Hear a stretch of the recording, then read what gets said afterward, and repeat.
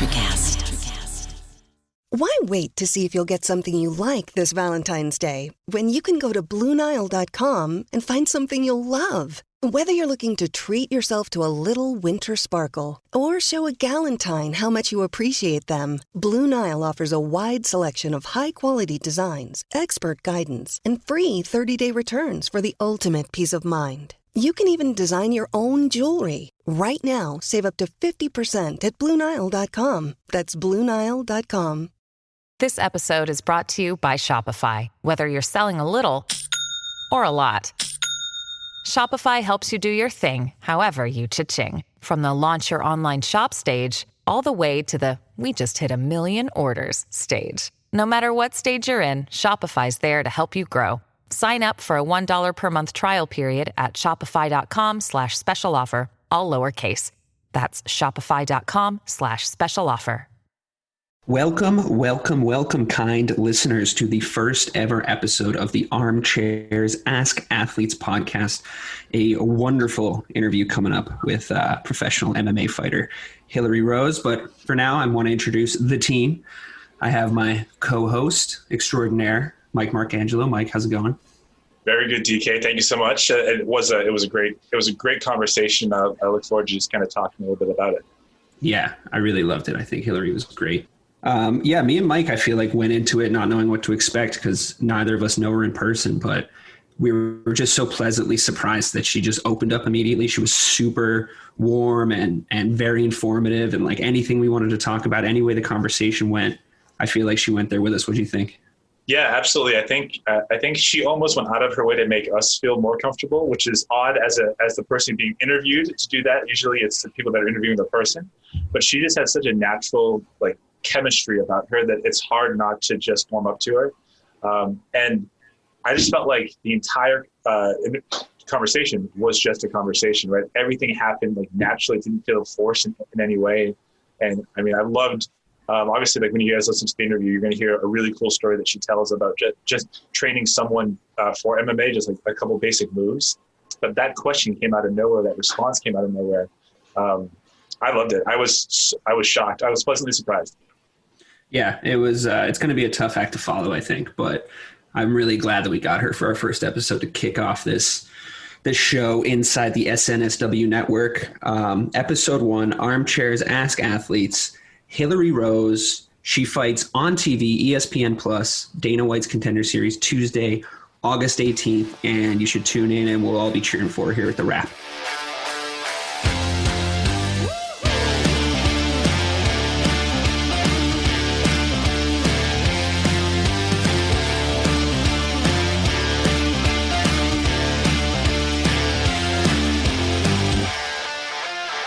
Hilarie, how's it going? I'm good. How are you guys? We're so good. We're so happy to have you here. Yeah, I'm happy to be on here. I'm super excited. So big fight coming up. I would say it's the biggest fight of your career so far, right? No doubt the biggest fight of my career so far. So definitely nervous, but super excited to go out there and, perform and put on a show for the whole world. Yeah. So talk to me about your opponent. It seems like she's got the same record as you, same professional record, 4-1.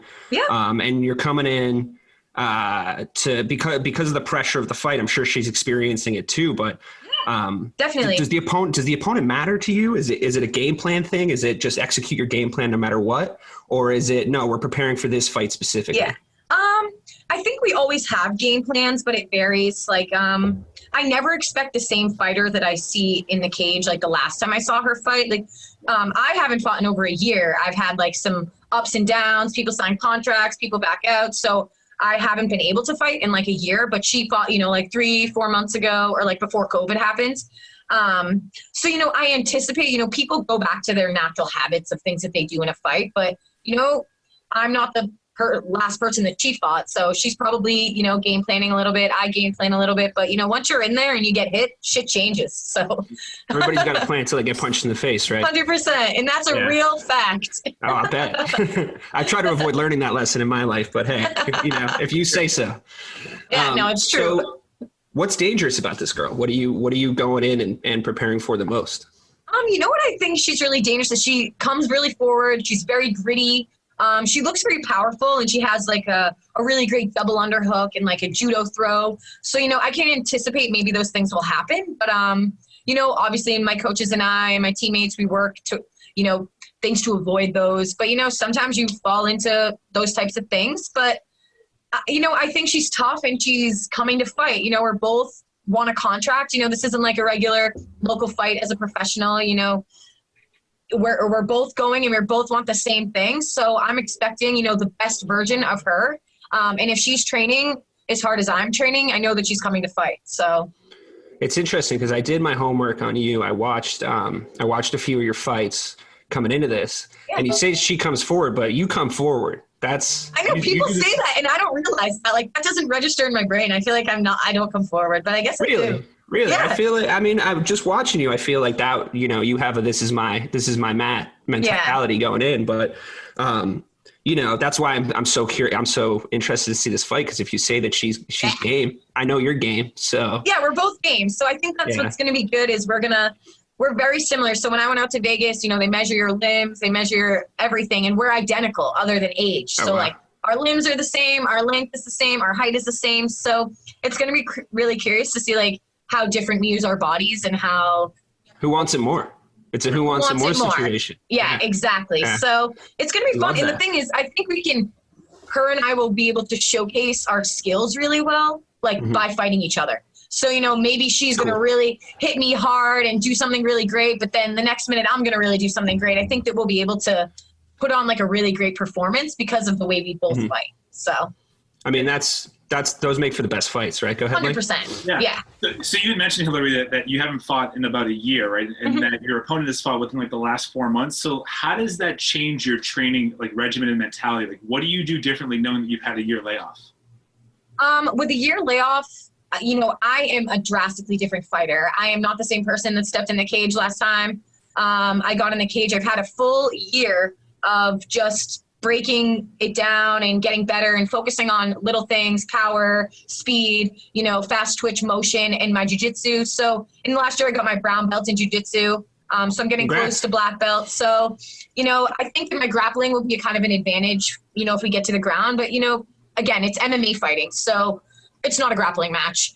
But, I don't think that take the year off is like I'm going to be rusty going into the fight. I had one of my best fights. I broke my hand and had like 16 months off, and then I came back and had one of the best fights I've ever had as an amateur. So I'm thinking that maybe that's going to be similar. I'm going to go out there, really, really nervous, but then I'll feel like I'm back in home once I'm back in the cage. So because it's been so long, I think it's going to almost be an enjoying thing to be in there. And it's like tunnel vision. You're like, ooh, you don't even remember what's going on.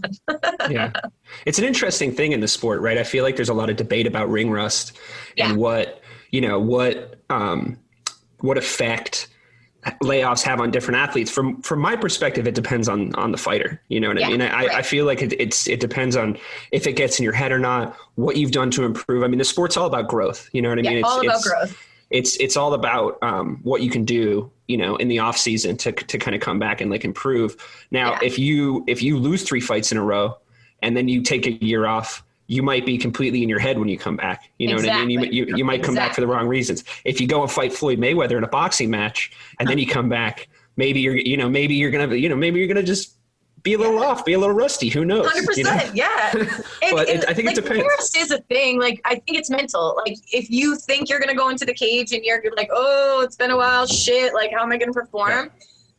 That's mental. So it's literally 90% of fighting is mental. And I think that's probably one of my biggest things is like believing in myself and the self-doubt, like tell myself, oh, I'm getting this opportunity for a reason. I've worked really hard for this, and just continuing to tell myself that. Like, I think that I'm fully well prepared and, I know my skills and my ability. It's more just, believing in them and going out there and just fucking doing the thing. So it's just believing in myself. I know I've been training since I was 14. So, my body knows it and my body's going to react, but, I got to just believe and just go out there and do the thing.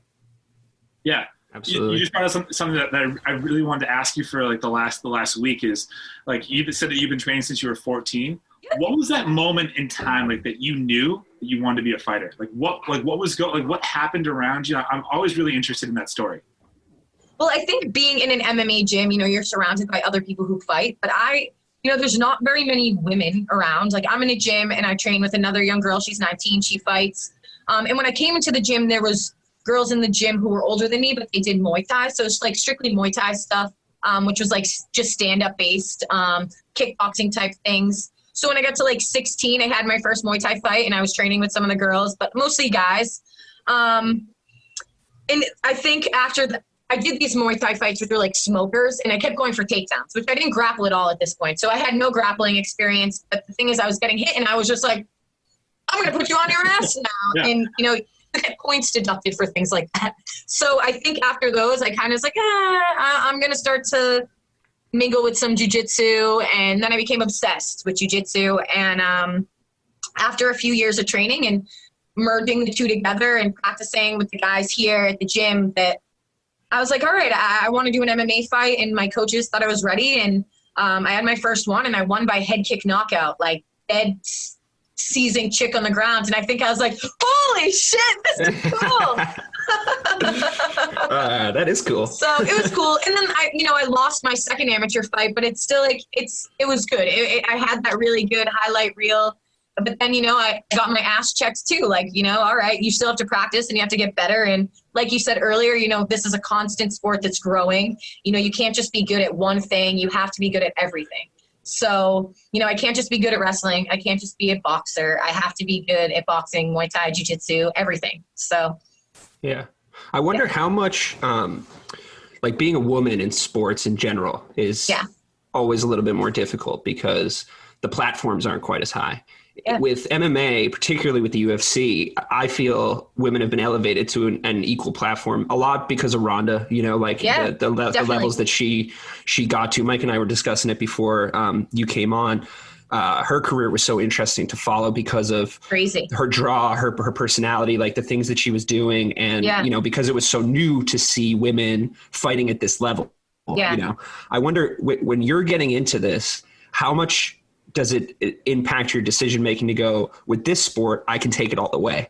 With this sport, I can become Ronda. I can become Amanda Nunes. You know what I mean? Like, I mean, even in your division alone, if you stay at 115, and, I want to talk later about your weight classes and if you ever think about going up to 125, but if you stay at 115, you're talking about Rose, Joanna. Right. You like Rose? I love Rose. I've been watching her since Invicta before she was in UFC on Tough. I love it. She is my absolute favorite. I love her so much. That's great. She's the best. She's so cool. The best humble fighter ever. Yeah, and another Rose, Rose v. Rose. That's right. Maybe one That's day. What they call me. They call me Thug Rose. I cross-train at Lozons, and every time they see me, they always yell, Thug Rose! like DC yelling that out there. Yeah, exactly. Perfect. That's awesome. But, these are super high-level girls that are women that are fighting, at this weight class and this platform. And it's like, I love Rose, I love Joanna. I love watching these girls fight, Amazing. And it's watching these cards, because you go, you turn on a fight night on a Saturday, you'll go girl fight, guy fight, girl fight, guy fight. Yeah. And both are compelling and interesting and like everything that's going on. I don't think there's another sport, maybe tennis, but like there's no other sport that I think equalizes the athletes. I agree. Funny enough, because it's cage fighting. Now, like, did that impact your decision-making when you started to train, that you could get a fair shot, like a fair shake at this? I definitely think so. And I think, with the support system that I have, I know that right now I am in the perfect time to be a female MMA fighter. Like 5 years from now, it's going to blow up. Like women are going to be all over the UFC, this and that. And even in the time with Ronda to now, there's obviously tons of women, but I feel that right now I'm in the prime time of women joining and being in the UFC, like you said, like other sports, you don't see it. Like, maybe tennis, but it's not like softball to baseball. It's completely different. And I think women still know right now that they have to go out there and they have to perform. And I think that's why they end up with really, really great fights, because they know that, they have to remain at this high level and, put on these performances, because there's always someone, who's talking behind a camera or doing whatever. So, and again, you want to just impress people. And I think women know they have to go out there and put on a show. And, the reason we all can fight in the UFC is because of Ronda Rousey, regardless of her, ups and downs with the fighting. Mm-hmm. She is a lot of the reason why we're there. You know, she drew attention to Dana, and Dana was like, this chick's got the real deal. And, you know, she's a lot of the reason, you know, I always looked up to her, but never did. I always watched a lot of other fighters, but I mean, she is the, you think female fighting and people go, ooh, Ronda Rousey. Like that's what people say, you know, Ronda Rousey. Yeah. And, you know, I think that it's an amazing time to watch women compete. It's such a crazy sport. And, you know, maybe not crazy is the term, but it's pretty crazy. Yeah, you know, I mean, it's crazy, but it's fun and it's intriguing. And people who are educated on the sport, even just a little bit, jiu-jitsu, grappling, boxing, you know, they're invested and they want to watch. And it's cool to speak with people who know and aren't just like, why are they laying on the ground? And So, yeah. But I mean, I think that right now is, you know, the perfect time for me as a professional to be in this sport, because their eyes are on females right now. You know, there's a stacked 155-pound men's division, you know, and there might be a stacked 115-pound strawweight division, but I mean, I still have that opportunity. And if I put on a good performance, it's more likely me, who has a record of 4-1, than a guy who's maybe 10-2. I'm likely to get on a card than them if they lose. So I have an advantage, even though I have a disadvantage. So it's cool. It's cool to watch and see all the females out there and like put on shows and just dominate. Like, I know you were talking about JJ, and I don't know if you saw that JJ Wei Lee fight, but I mean, it's probably one of the most amazing women-female fights you'll ever watch in your entire life. Yeah. And if you want to get pumped up for anything, like watch that fight. Oh yeah, for sure. I mean, you know, I don't know if I could watch it again because of what happened to Ioana's head, and it was, you know, it stayed Scary. with me for a while. She was like Roger from American Dad afterwards, but you had to get surgery and like get it drained. I know. Your whole face is black and blue. I know, and I personally had her win in that fight. That's just me. It was very close. And I know I mean, Rose is going to fight Wei Lee next. And I know that will happen. And like, I love Wei Lee. Man, I love Rose. And I really, I hope it's a really great fight, but it's one of those like fan favorite fights where like, whatever happens. Totally. I mean, it's got to be awesome, especially at your weight class, to have so many women. It is. It's cool to see my weight class, but it's also scary. I'm like, shoot, when am I going to have to fight these chicks? Yeah. You know what? When the time comes, I think you're going to be plenty confident. Yeah, 100%. I'll get to where they're at and I'll feel comfortable and it'll be good. And every fight from now until then is going to be a hard fight. So can't underestimate anybody. You know, it's funny you brought up Ronda, or, you know, we've been talking about Ronda. The crossover appeal that she had when she first came into the sport, I think brought a lot of people in the same way Conor brought a lot of people, me included. Yes. You know, I'm an absolute Conor casual. Yeah. To just like, that's why I started watching the sport. And like now I watch every week, but that's why I came in the first place. I mean, those types of people draw people in. Yeah, totally. And I think Ronda brought a lot of people in. When you look at someone like, say, Amanda Nunes, right? Amanda Nunes absolutely puts it to Ronda when they fight. Puts it. The levels are clearly completely different. And when you look at Amanda and the things she's accomplished since then, you know, double champ, beats everybody that comes near her. She's completely well-rounded. If there was any criticisms of her game initially, maybe it was, you know, a cardio thing. She's completely fixed that. Right.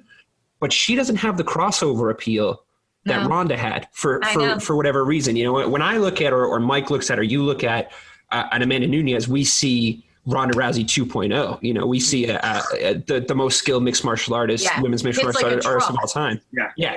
I would not fight her in a million years. So I mean, give me 5 years to train. When in the men's 135 division, she would KO those guys. Yeah, I think she'd do pretty well. And I think,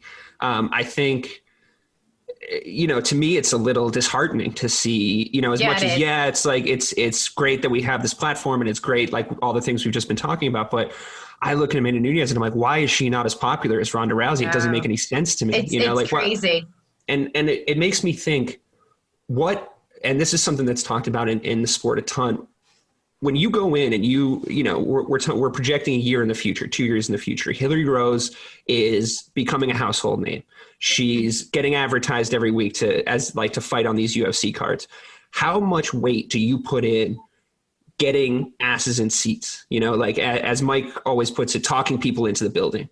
You know, it's how much weight do you put on the WWE Conor McGregor show that comes with this sport and having that appeal, and then subsequently having that power, you know, with Dana and with the organization. compared to, you just got to win your fights. You know what I mean? It's about being a good fighter. You know, it's like Khabib's never going to be as popular as Conor in a million years, but he also choked him nearly unconscious. So how does that make sense? It's, you know, like, what are your thoughts? It's crazy. It's in like Amanda Nunes, who, you know, and the thing is like that division was so, like when Ronda was champ, was packed.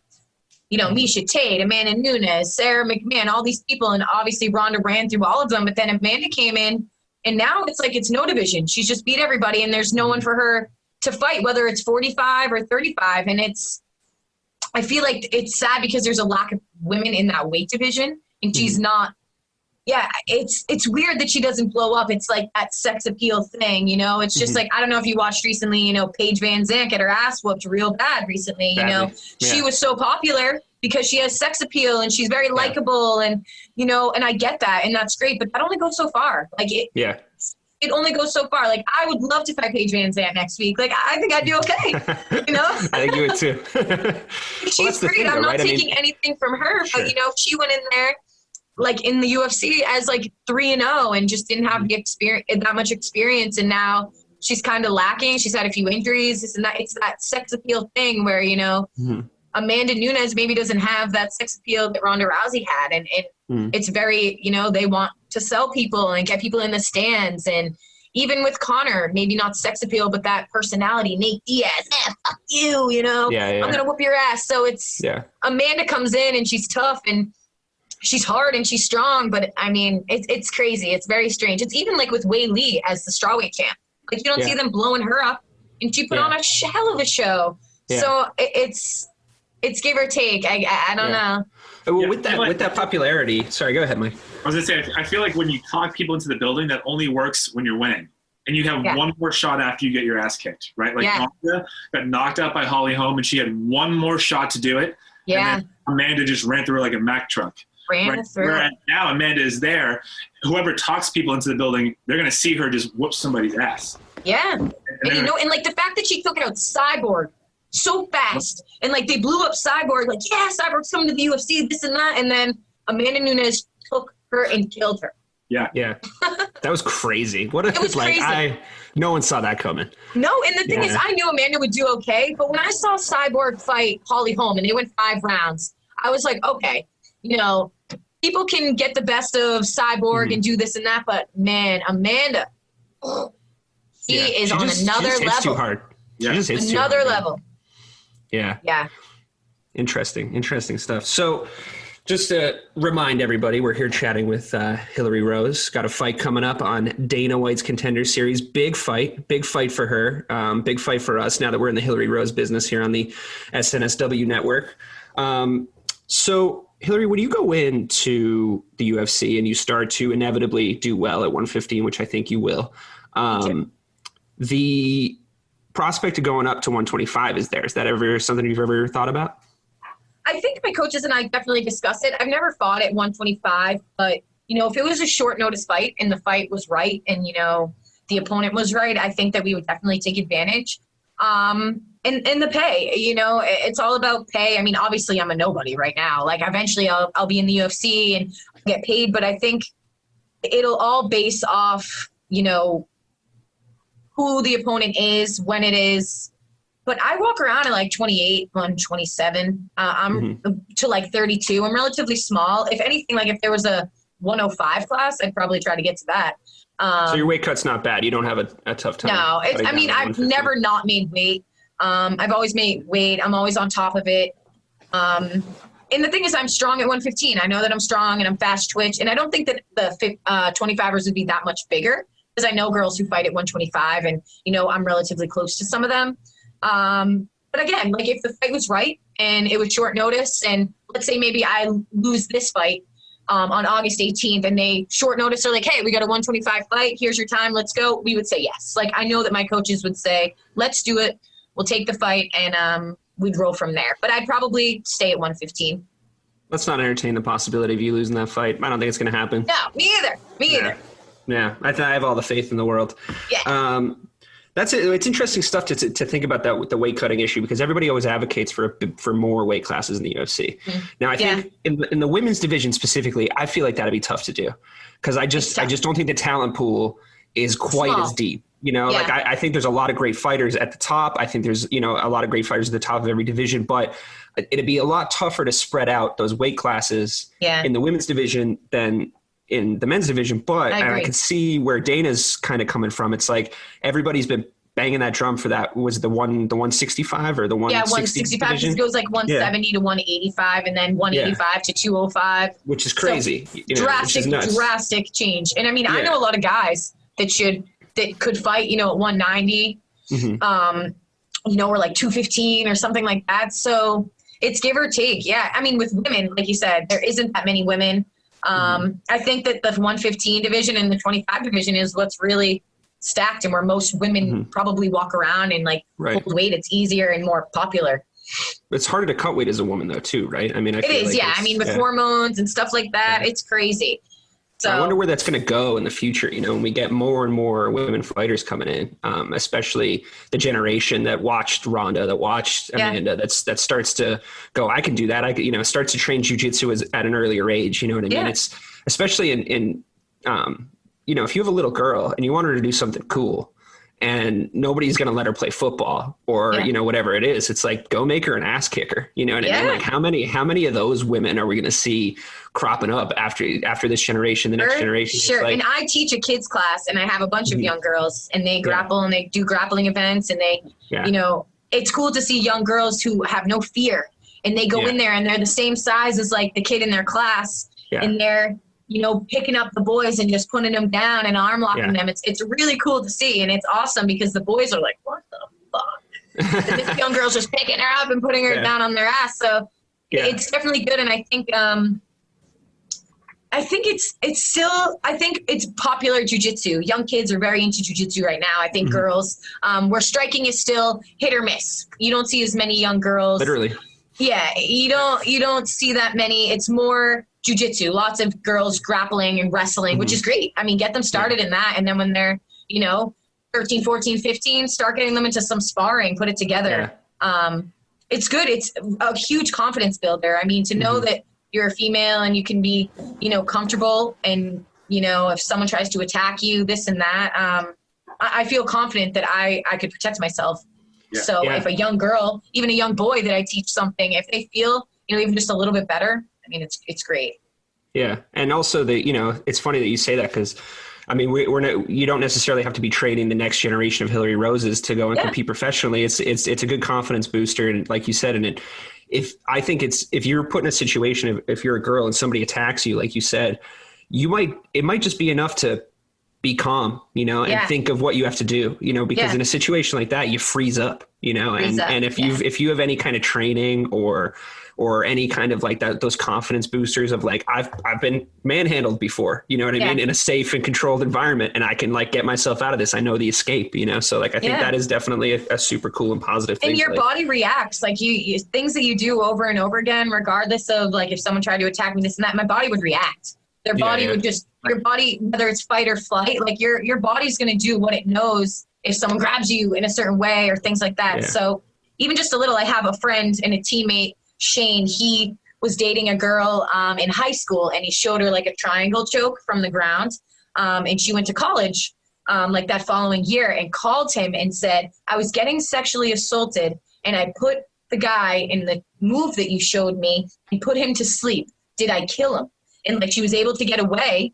Oh my gosh. But it shows that like he was just dating this girl for fun and like showed her this triangle, but her instincts kicked in and she was able to do that and put him to sleep. So, you know, just if a girl comes to 5 jiu-jitsu classes and you learn just a few things, I mean, it could really help any girl, even a guy, you know, little kids, it doesn't matter. Yeah.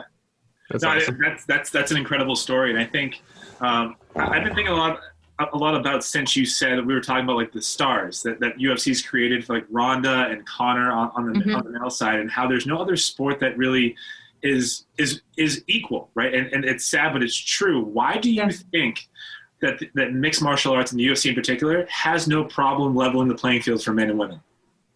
I think maybe because the sport's more raw and it's not a team sport. It is a team sport, but because it's individual, that maybe a lot of that is it's going to be based off what your good at and if you're going to perform and not going to perform. Like if Tom Brady misses and they don't catch the ball, like it affects the whole team. But if I get KO'd or I KO somebody, it affects the whole team. But ultimately I think it's the raw emotion that keeps people wanting to come in. And where other sports, baseball gets boring after a while.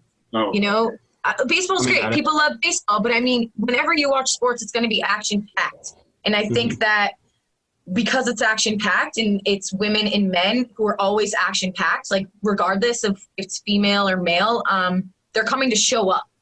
And it's not just them doing one thing, they're doing a lot of things. And I think that's why maybe it's more popular than women in other sports, because the action's consistent too. You know what I mean? It's you can have a bloody and brutal women's fight just as easily as you can have a bloody and brutal men's fight. And if that's what I feel like when you're first starting to get into the sport, that's what's exciting. That's what's crazy. You know what I mean? Like I watched your fight. I think it must have been 2 fights ago where you're rolling around with this girl. She's on top of you. She's obviously like, she was little squat, Yeah.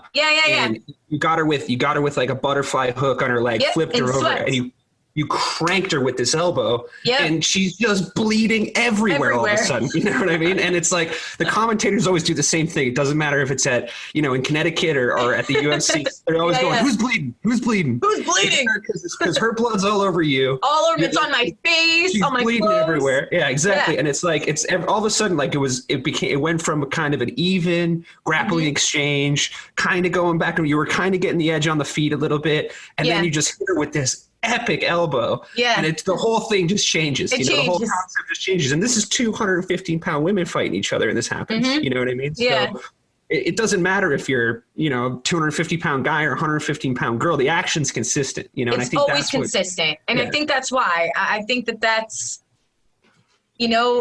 softball. You're hitting a big ball. It's not the same as hitting against a 95 pitch from, a Red Sox pitcher, it's different. So I think with this, they're equal. They're doing the same thing. We're doing the same thing. We're getting in the cage and fighting and doing the exact same thing. There's no difference in sport or game. It's all the same. And I think that's why women are, it's popular and but it's cool. Awesome.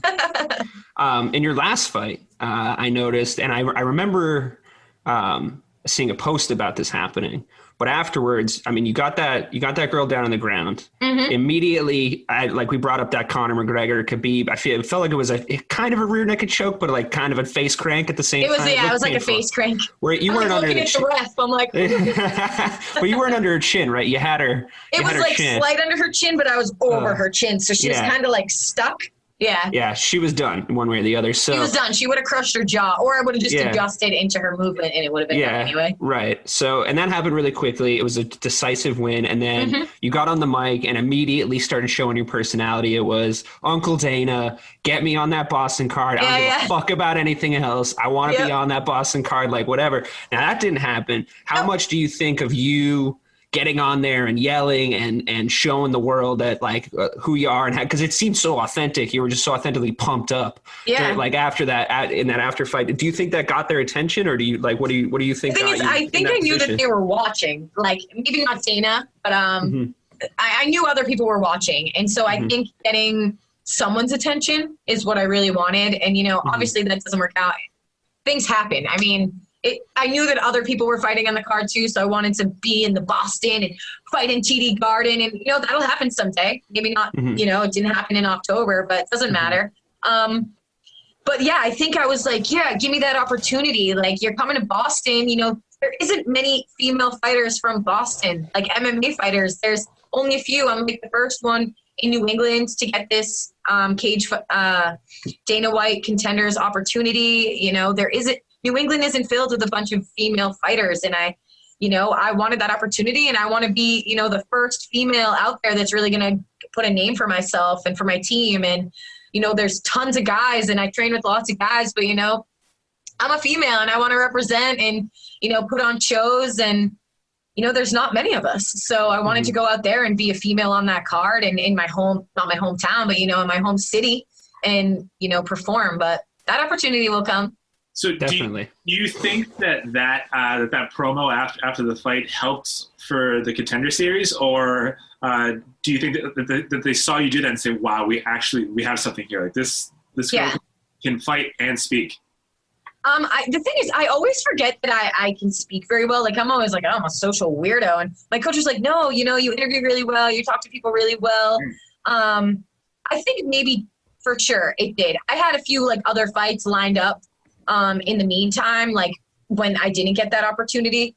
And Mick Maynard is the guy who picks all the female fights. So like there's Sean Shelby. He does all the matchups for the men. Mick Maynard does all the matches for the females. So I was hitting up his DMs at least once a week saying, hey, nice. I know the Contender series is happening soon.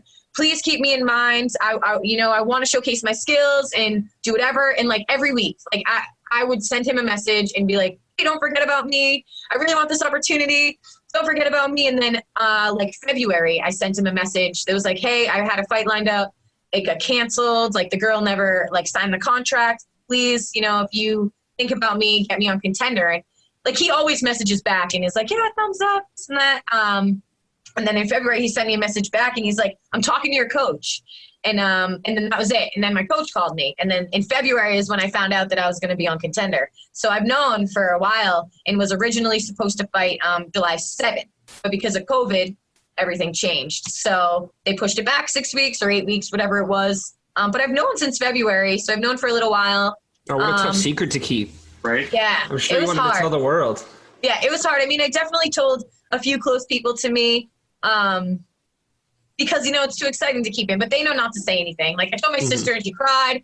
And she was like, oh, my God, I can't to tell everybody. She's like, I told a random person at work who doesn't even know you. But I had to tell someone. And I'm like, that's okay. I'm like, I get it. Yeah. But yeah, it was exciting. Even when I was in Vegas a few weeks ago, I was like, hey, when can I talk about this? Like, is this something that we can talk about soon? And they're like, not till they put your name out there. And like last week or like the week when the video came out and I was in it, I was like, okay, now I can talk about this. Yeah, how cool was that? Seeing you show up in the promo. It was super cool because there's like 12 female fights and they only put me and the girl I'm fighting in the promo. So it was cool to be in the promo and like people send it to me and be like, holy shit, this is you. And I was like, I know, it's so cool. I like cried. I was like, this is awesome. You got the star power thing down. Now you just got to go win a few mixed martial arts fights. That's the easy part. That's right. I just got to keep with it. Oh, that's so great. Did I see you were training with Platinum Mike Perry recently? Did that happen? Okay, no. My strength and conditioning coach's name is Mike Perry. He's not actually Platinum Mike Perry. I get people who send me messages like, Mike Perry, you're training with Mike Perry? And I'm like, no. Strength and conditioning coach. This guy's much better than Mike Perry. I was going to say, because like, level. Yeah, you're like going to train with Mike Perry. I'm like, what's he going to teach you how to do? Get your nose broken? Get myself in trouble? Yeah, exactly. Get a bar fight? Yeah, right. Oh, that's funny. Oh, I didn't realize that. Oh, he's the superior Mike Perry for sure. Yeah. So coming into this, like, what kind of, like, I personally in the UFC love pageantry, all the pageantry that goes along with it. My favorite moment, the Conor McGregor walkout, like the big walkout moment of like the Irish, Sinead O'Connor song coming on. And then like, it goes into Biggie, like Israel Adesanya, one of my favorite fighters right now. He's one of my favorites right now too. Yeah.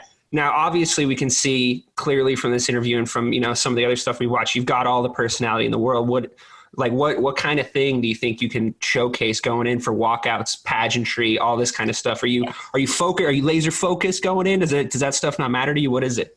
Usually, like, the thing is, I don't fight with anger. Like, I love to fight. Like, fighting is who I am.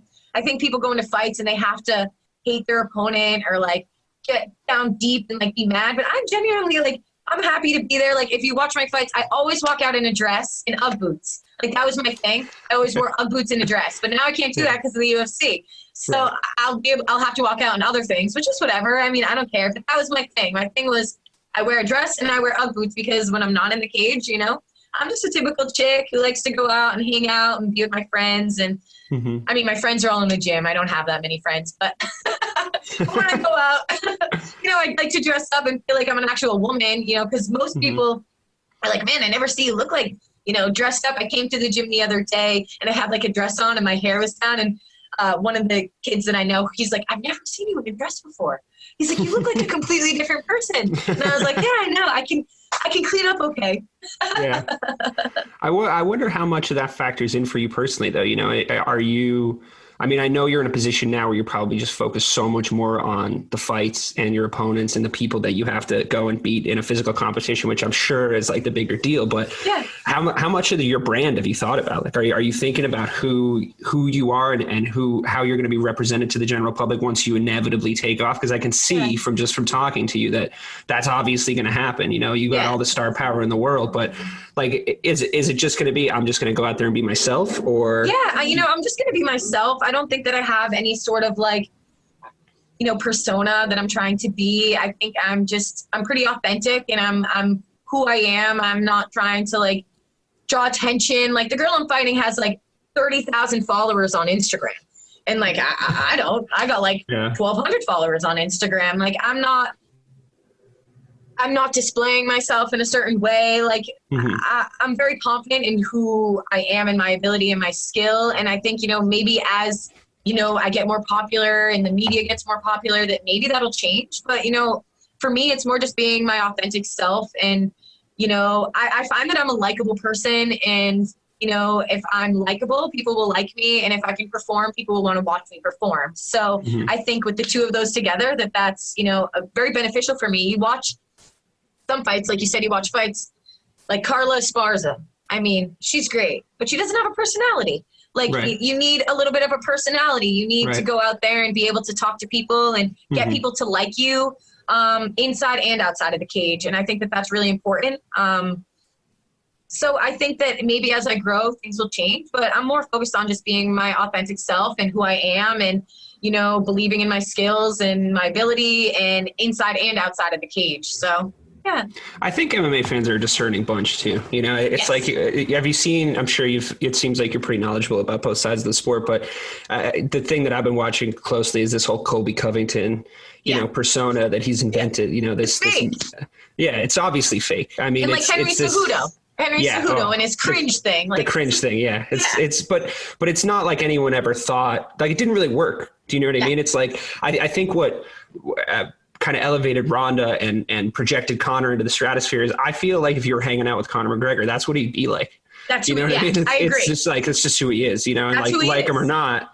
And he can be an asshole, but it's like, it's clearly authentic, So I think authenticity is a big part of it, because when you do this, like, Colby Covington, I'm in a MAGA hat, but then you go and get your jaw broken by Kamaru Usman, nobody gives a shit anymore. You know what I mean? It's like, it's just, you're just annoying, so go away. So like, people can see it. Yeah. And if he did like a little less of that, like the thing is, I can't take anything away from him. One of my favorite fights is him versus Robbie Lawler. I mean, he touched the target the entire time. Like that was like one of the most strikes ever thrown inside a UFC fight. He touched the target. It was always touching him. Like if he just like lightened up on his damn fake, like, let me smack this chick's ass and like all this shit, like people would like him more. But that's why he did it though, right? Because I don't think he was. I feel like a lot of athletes in the sport get caught in that kind of middle zone where they'll win all their fights, but nobody gives a shit about them. So it doesn't, I almost feel for Colby in a way and Henry, because it's like they're obviously top level competitors, but they got to make up some song and dance to get on anyone's radar, and I think a lot of that's Conor's fault. A lot of that's the promotion's fault, but mostly it's just the fans. If the fans are going to buy into it, then you got to do it. And the fans will, because there's the Trump people. They're like, yeah, this guy loves Trump. He's at the White House with the president. Of course. So you have those people who are going to be like, yeah, cool, I love this guy. And then you're going to have people like, I hate him because he likes the president of the United States. But it's also, it's like turning heel in the WWE. If you hate him, you're still going to see him. You're still going to see him get his ass kicked. Yeah, exactly. Yes, you're going to watch. That's the thing is, no matter how much you hate people always watch. They want to watch you either lose and get your ass whooped, or they'll see you win, and then they'll be mad on the internet about it. That's right. All those keyboard warriors out there. Yes. So it's hard to not listen to those people. Oh, I can't imagine. So like, what are like some of the worst things that you've read like about you, like from like just assholes on the internet? More just like I think when I won my last fight, and I said like, oh, I want to fight in the UFC in December. there is like someone who's like, this chick fights cans. She hasn't fought anybody tough. She's never going to make it in the UFC. And like, I just comment back and I'm like, if I get KO'd, at least it was in the UFC. Yeah, not my mom's basement, right? Yeah, exactly. So but I mean, I don't really get bothered by that. Like right now, they have our names up on like Tapology, and I'm at like an 8% chance of winning. And I'm like, oh my God, how sad. she's likable. She has like, again, 30,000 followers on Instagram. So people know who she is, but people will know who I am pretty soon when I beat her. That's right. It feels like she's trying to go like more the Gina Carano route and like and that crossover, that sex appeal, whereas you're just going to that octagon, love being there and just rip her face off. You know what I mean? Yeah, exactly. And I get that. And some people, like this girl, her husband fights next week. So that's their like story is her husband is also fighting on Contender. So he fights next week and then she fights the week I fight, obviously. So like that's kind of their story, like them starting with the bottom and getting up to here. And I think that's great, that they did that and they're together, but some people won't give a shit. Yeah. So we were talking about before about like that call out to Dana, right? Have you had any interactions with him? And not, I don't want to like break any bubbles. Like, what is he like if you have? I've never spoken to him ever. I think the first time I'll meet him is fight night. And I'm probably going to be like, holy shit, you could be my boss soon. You should definitely say that. You should definitely say that. I know. I think I'm more excited fighting in the UFC and meeting Joe Rogan. It's really what I want to do. Yeah. It's interesting, personalities like that in the UFC have brought such a strange and fun thing to the brand. Yeah. Like Dana White is such a lightning rod for people in a way that like, I have opinions about some of the things he's done, but you can't help but respect the guy for respect him.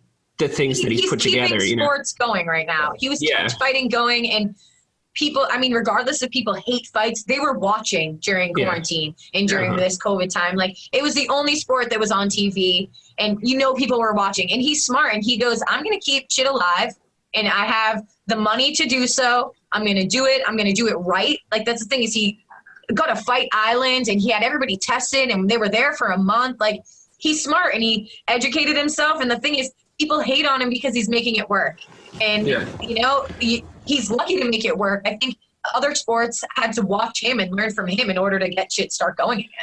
It's true. We talked pretty extensively on our main show about how badly baseball bungled this entire thing and how it's funny to watch in 2020, everything just be put in its ass. It's like you look at America's pastime, classic nostalgia baseball, just completely failing and fumbling through trying to get this back on. And then you look at professional mixed martial arts, cage fighting, just branding, like getting the fights back together, like getting asses in the seats. Now, I mean, there's obviously some practicality points there. It's like it's two people in a cage, which is helpful. You know what I mean? As long as those two fighters are COVID clear, and everyone around them, whatever. But I mean, you can't help but give it up to the guy. I'm sure he worked his ass off over those few weeks of maybe we'll fight 100%. On an Indian reservation. Maybe we'll fight on an island. Maybe we'll fight, in Abu Dhabi, like whatever it was, So and the thing is, he wanted to make it work, and he did. And that's, you can't, like you said, you can't not give him props for that. And people will hate on him. And like, I think like him and Bellator, I always forget the guy's name who like runs. Yeah. I think they were like butting heads, and he was like talking shit about him after like a press conference one day. I was like, good luck. Yeah. Well, that's the thing. It's like doesn't have that UFC money. He's the reason why everybody knows about mixed martial arts. You know what I mean? It's like the only way I can sit and yell semi-intelligently at the screen watching a fight is because Dana White, 2 decades ago started to put this stuff together, and Chuck Liddell and Tito Ortiz like had a rivalry, and then like we went from there, you know what I mean? So you got to give the guy props for that at least. For sure. And it's the biggest promotion, it's the reason why there is Bellator and all these other promotions, and that they're popular because of the UFC blowing up. It makes people who watch the UFC want to watch the other fights, want to watch Bellator, want to watch one championship. Like, it's all because he's made UFC so big, and now everyone's like, oh, now Bellator's on tonight, got to watch Bellator. Oh, one championship is on tonight, got to watch one. LFA is on. Gotta get your fix somehow. Yeah, exactly. When they put on that Kimbo Slice Ken Shamrock match, like I was like, that's just not good for anybody's health to watch. No, poor Kimbo Slice. He was a great guy, but I mean, He was, I mean, fighting Kimbo's why we have Jorge Masvidal now. You know what I mean? You are not wrong. Generational stuff here. He is one of my favorites, and you are not wrong. He's the best. People hate him, but I love Jorge Masvidal. He's great. Amazing. What'd you think of that Usman fight? I think, short notice. For short notice, he performed. You can't take anything from him. Again, and he's likable. He's a likable person. I mean, I think a lot of people don't like him, but he's likable, and he's, he goes out there and he performs, and he's a badass. I think that if he had a full fight camp, maybe Usman would have got it. Maybe he wouldn't have. The fight would have been maybe slightly different. So, I mean, you never know. Great. It was a great fight. I'd love to see it again. I tell you what I love about Masvidal is he comes on the scene. He takes a little bit of time off, and he kind of gets in everybody's radar with that huge knockout against Askren. Yeah. And, the build up, he's, like we talked about being authentic and stuff like that. But the build up is he's just like, I fucking hate this guy, and I'm gonna knock him out, and then you're never gonna have to listen to him again. And I also did not like Ben Askren, so I was like, let's go. Like, Me too. He's an asshole. Yeah, and it's just like, he's just showing up in his flip flops everywhere and being like, "Whoa, chill, bro." And it's like, come on. He looks like a dad that should be in a soccer game on a weekend. Exactly. But Masvidal goes in there with one of the most spectacular knockouts in the history of the sport, and then he's on the map. But before that, he was a journeyman fighter. He had a ton of fights. He had worked his ass off. Like he was, he has this great story of like sleeping in his car outside of the gym and just being all in from day one. You know what I mean? Yeah. And I think that's that those kind of stories are give such appeal to these fighters, but they have to do something to have people listen. You know what I mean? And exactly. It's like, which is fine. It's like you got to earn your keep here. We think not as many people were listening to Usman, and Usman has a great story too, coming from Africa and doing all his shit. But people cared less about that and cared more about Masvidal. And it's interesting how it pans out sometimes.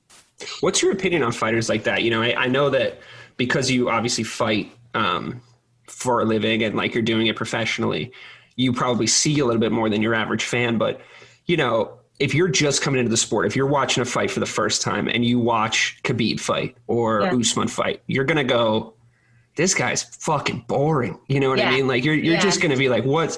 Now, do you see more than everybody else and that excites you? Or do you actually just like people that throw hands, when you're as a fan watching? I can appreciate,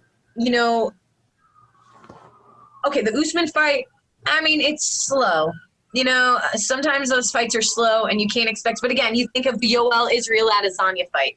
You have to go into a certain fight with a certain, Israel Adesanya knew if I'm going to be getting close to Yoel, he's going to try to knock me out. So it's a very slow and controlled, but you can appreciate it. But at the same time, I think everybody has such high expectations for fights like that, and they want it to go a certain way. And when it doesn't, people have, a mood about it. But I mean, I look forward to watching Khabib, even though, maybe he's on the ground and he's just punching somebody in his crazy lockdown of his legs. But he's nuts because he's like, I am the fucking winner. I'm going to fucking kill you. He yells things and he says things that make you intrigued. But of course, I want to see people on the feet and fucking crack each other because it's awesome. You look forward to shit like that, and people are like, holy shit. I watched Contender last night. I don't know if you guys watched it, but it was on. I did, yeah. And there's that kid who hit that other kid with the body kick. And just smack, you hear it throughout that whole room. And I'm like, holy shit. You look forward to things like that because that's exciting. And then, it ends up on the ground and the kid beats the shit out of him. But it's almost like I want to see the setup to the ground. Beat the shit out of this kid on the stand-up and then get him on the ground and beat the shit out of him on the ground if you're not going to KO him or stuff like that. So it's hit or miss. I guess it's based off the fights. Yeah. It's fun. It's crazy too. I feel like I've been saying this to anyone who listens, which is very few people, but I feel like the lack of crowd has elevated the sport. This is my hottest take of the UFC because you had the crowd in there, which I feel like there's a lot of people that know about the sport and there's a lot of people that understand what's going on, but there's certain venues like the Vegas crowd, right? The Vegas crowd knows a fight. You can put a fight in front of a Vegas crowd. They know they're there for a reason. They know what's up. MSG. Yeah, same 100%, thing, definitely same thing. You put it, then you'd have those random cards, right? Where they were in Rochester, Jackson, New York, or whatever. Yeah, exactly. Yeah. And you could actually hear the crowd not knowing what the fuck is going on and start yelling for shit that like, you're like, no, you idiot. Like the referee can't stand him up. He's in an advantageous position or whatever. It makes you want to pull your hair out. Oh, it's the worst, right? So, but with the, it was the Gaethje-Ferguson fight. That was when I really noticed it, was when they're fighting in front of no one. And this is like the biggest fight for like that's happened in months, right? It's Gaethje-Ferguson so fight. Good. And every time Gaethje hits him, you're hearing this crunch, and you're like, "Oh my God, this sport needed this." You know what I mean? It does. You have to be close to the action. You know what I mean? It's close, and you can hear the commentators. You can hear your corners. You can it's amazing because you think, and there's no one to. I think sometimes the audience, not always, but sometimes like you hear people booing, and like even though the judges maybe know what they're doing, maybe they don't. Sometimes it reflects. Like it reflects on things. Like it's mental. Like they may not think about it, but it's true. It's hard not to get influenced by that stuff. Yeah, and when people are booing, I like that there's no booing because, like, people who are uneducated and don't know, they boo and, like, good things are happening. And you're like, why are these people booing? Like, this doesn't make any sense. Like, there's good things happening right now. Like, give it a minute and let them get back up or move or a sub's going to happen. And it's hard for me, even when I go to, like, UFC fights and the people around, and I'm like, oh. Yeah. Like, how am I not going to get in a fight with somebody here today? Wouldn't be fair. No. It's funny because I mean, it is in the grand scheme of things a fledgling sport. It's young and people just don't know enough about it yet to be. Because it's boxing fans, like boxers, people who watched boxing their whole life, and then it gets to the ground and they have no idea what's going on. So they're like, oh, look at them laying and fucking on each other, and like this is stupid. But then the people who only grapple, they understand, like, oh, look at this. He's got his underhook. He's going for that guillotine choke. And so, I know you have those. It's like, it's really hard. It's why I don't want Conor to ever get another boxing match, because I don't want to talk to boxing fans. Well, they're saying that he's going to maybe fight Pacquiao. I can't do it. We get his ass by the way. No, I don't think so. But, I'm a homer. He's smart because he knows that it's this. Yeah, he doesn't care. Yeah, he knows it's money. He doesn't care. Win, lose, he's getting paid millions. Yeah. And he's going to have crazy sponsorships. It's not his sport. You know what I mean? He goes and loses in a boxing match. It doesn't matter. It doesn't matter for his legacy. Doesn't matter. Yeah. And the thing is, all the MMA people are going to watch, and all the boxing people are going to watch. So it's money. It's money in Dana's pocket, because Dana lets it. It's like a group thing. Like when he fought Mayweather, I think it was like. Oh, they all made out like bandits. They all made out like bandits. So I mean, they're smart. They play the game. They know how to, make money. Yeah, for sure. All right. Well, I think that about wraps it up. Mike, you got anything else for Hilarie? No, I just want to say thank you so much, Hilarie, for taking the time to. Yeah, of course. We're so stoked to have you. We would. I'm personally rooting for you in your fight on August 18th. And hopefully, we get you after you win. Yes, for sure. Yeah, awesome. I'd love it. This is super fun. It's good. It makes me feel like I listen to Joe Rogan every day. So it's like cool. It's like I'm talking, hanging out. Yeah. I like it. Totally. I think for anyone that listens to this podcast and for us participating, we'll definitely have some new Hilarie Rose fans. You were so great and so gracious for coming on. And thank you so much. It was super cool for you guys to reach out to me. I thought it was a great idea. So yeah, we're so happy to have you. So that's it for our first Armchairs Ask Athletes show. Hilarie Rose fights on Dana White's Contender series on August 18th. And we wish her the best of luck, but I don't think she's really going to need it. And thanks, Hilarie, for coming on. Thank you. I had such a good time. I hope you guys have a great day. Thank you again to our wonderful guest, Hilarie Rose, for coming on the show. She is a professional mixed martial arts fighter, and she will be fighting on Dana White's Contender series on Tuesday, August 18th. If you want to find her on Instagram, she is at Hilarie Rose MMA. That's HilarieRosemma. And you can also find her on Facebook. And don't forget to tune into her fight next Tuesday, August 18th. If you like this show, please subscribe to our channel. If this is your first time hearing it, we'd love for you to subscribe so you don't miss any exciting content. If this is your first time hearing this show, we'd love for you to subscribe so you don't miss any exciting content. Please subscribe to our channel. You can find all the information about this episode along with a transcript in the description below or on our WordPress page at sundaynightsportsrap.wordpress.com. Follow us on all of our social media pages. We'd love to have you. Links in the description below and on our Buzzsprout page at snsw.buzzsprout.com.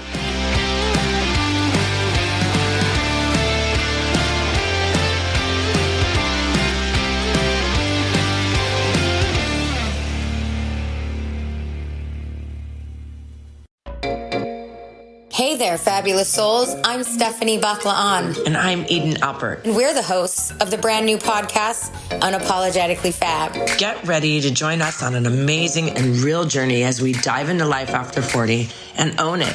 We're all about changing the narrative, leaning into who you are, and living a life by your own design. Join us as we embrace life unapologetically and redefine success. This is Unapologetically Fab, an Electric Cat production. See you there. Electricast.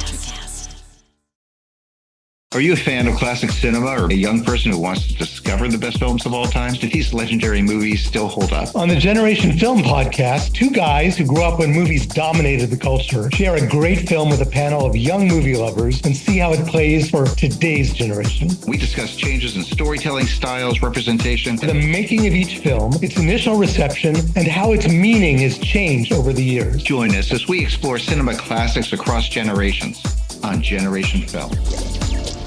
Electricast. Electricast.